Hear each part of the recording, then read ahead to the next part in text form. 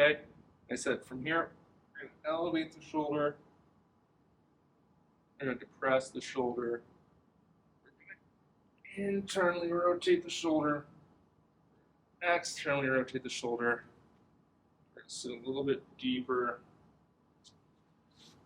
Oh, we're going to play around. Hey guys, welcome back to this weird little metal archway. Welcome back to me holding a band. And welcome back to one way to stretch out your pec. Just kidding. No, we're not doing pec this time. We're actually going to do this whole mid-upper back region. Okay?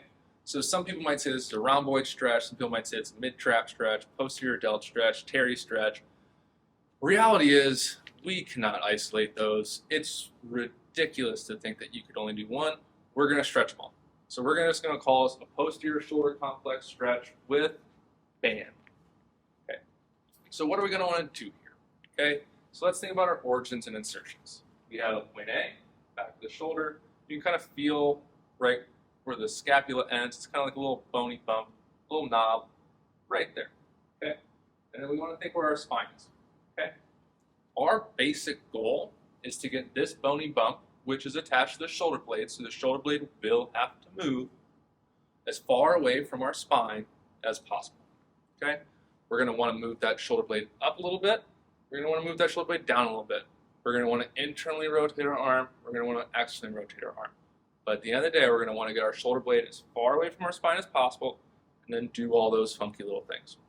Okay, so how are we going to do this? We're going to take our band and we're going to anchor it to something. Okay? To anchor your band,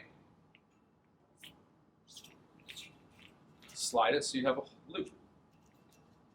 Take said other side of said band, put it through that loop, crank, crank to tight.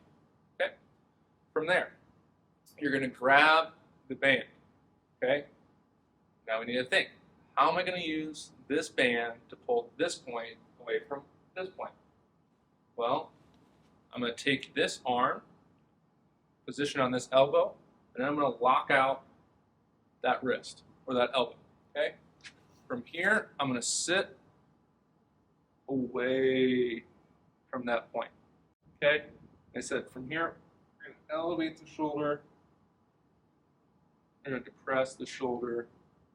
We're going to internally rotate the shoulder.